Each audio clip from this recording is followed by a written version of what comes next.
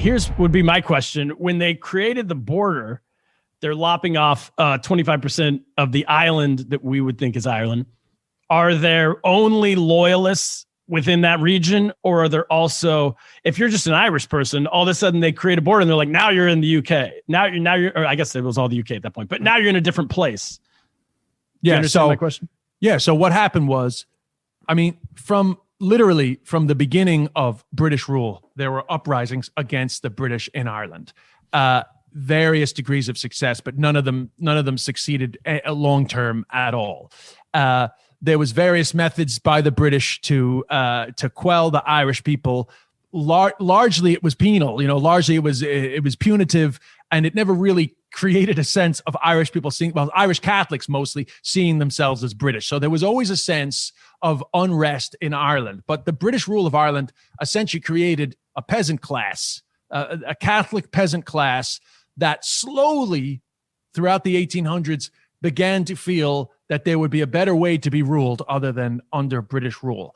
The punitive parts of a British rule of Ireland were slowly being dismantled, but somehow a momentum kicked off in the 1900s that was, we no longer want reform, we want independence. And that independence movement was kind of kicked off by a failed rising in 1916, which probably would have just been a footnote in Irish history, except that the British quite brutally executed all the leaders. And that execution led to a sort of a nationalist fervor that caused a war of independence that began in 1918. And by 1922, at the end of that war of independence, in the treaty negotiations between the rebels, quote unquote, which was the original IRA, the Irish Republican Army, and the British, one of the things in that treaty, and there were many, one of the things in that treaty was that a boundary commission needed to be created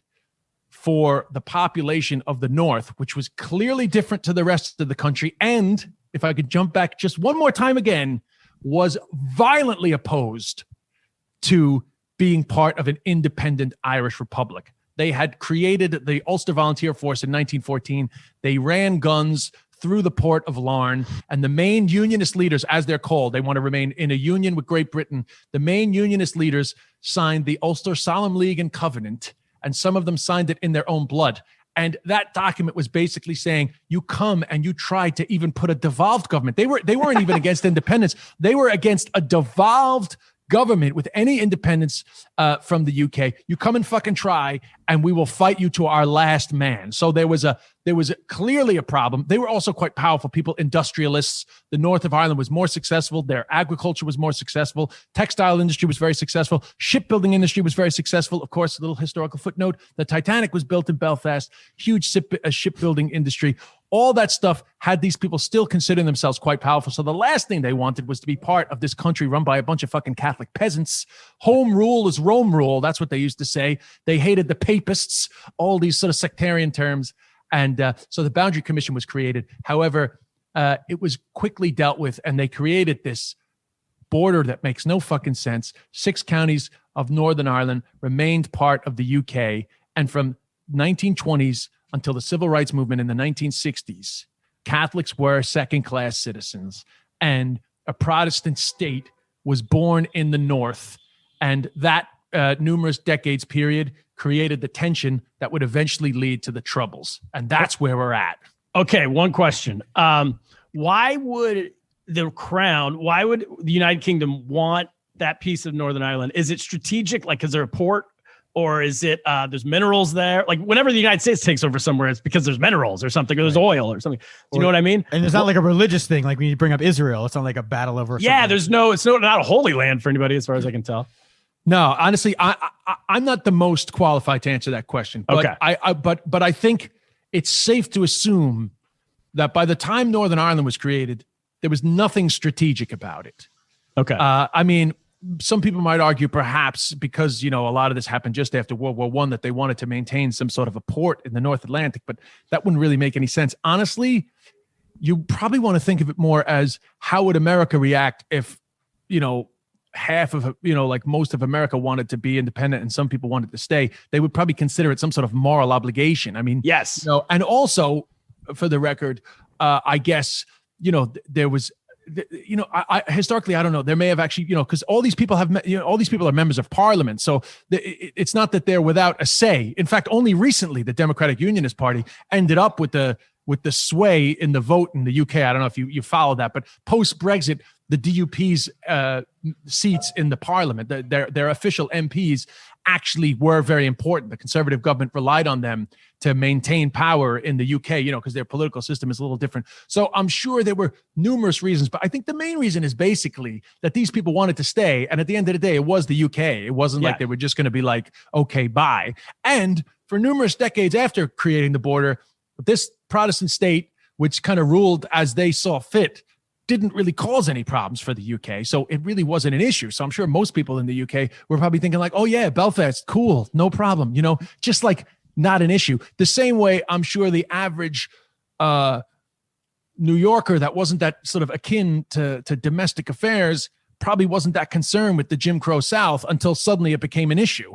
And I'm not trying to say in any way, shape, or form that Catholics experienced the same level of discrimination that blacks in the South did under Jim Crow, but there definitely was an element of second-class citizens, non-access to jobs, bad housing, bad education. There was 100% real discrimination. And the other thing that's important to point out is that the Northern Irish Civil Rights Movement, which is the thing that begins the Troubles, was inspired by Martin Luther King and the American Civil Rights Movement. They were inspired by that. So that uprising of dissent and dissatisfaction in the United States did inspire Catholics to rise up in the North.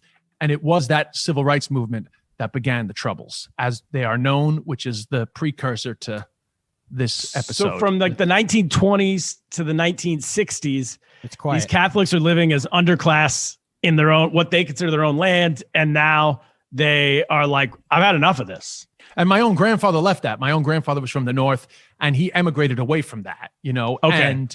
And it was unfortunate because, the Republic of Ireland was now independent. I mean, officially it became a republic in 1949, but from 1922 on, the Irish Free State governed itself essentially.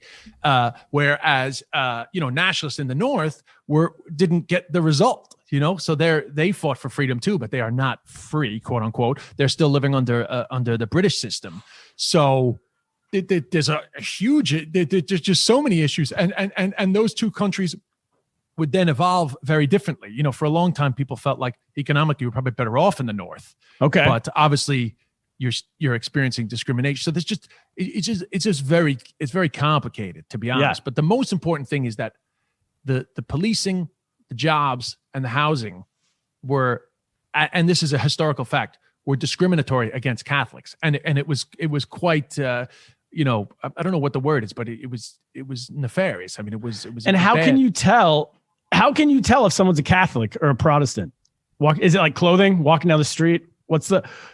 There was no way to tell. I have no idea. There's no way. There's no way to tell whether somebody's Catholic or Protestant. In reality, I think if you spit in a cup and send it to Ancestry.com, you're not going to find a huge difference in probably a little of both. Yeah,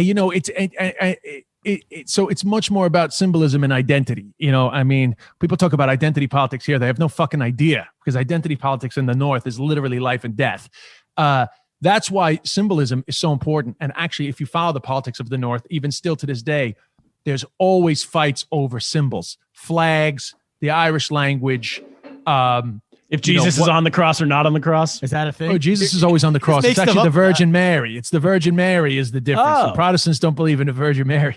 But our church, she's not, we don't, there's the cross. There's a crucifix in the church, but Jesus is not on it. He's not hanging. Oh, really? Well, yeah. I'm no expert on Protestant shit because I was brought up to hate them. So, where would I land? Because I grew up Protestant, but I went to Catholic high school, Jesuit high school. So do I get a foot in both, or am I just hated by everybody?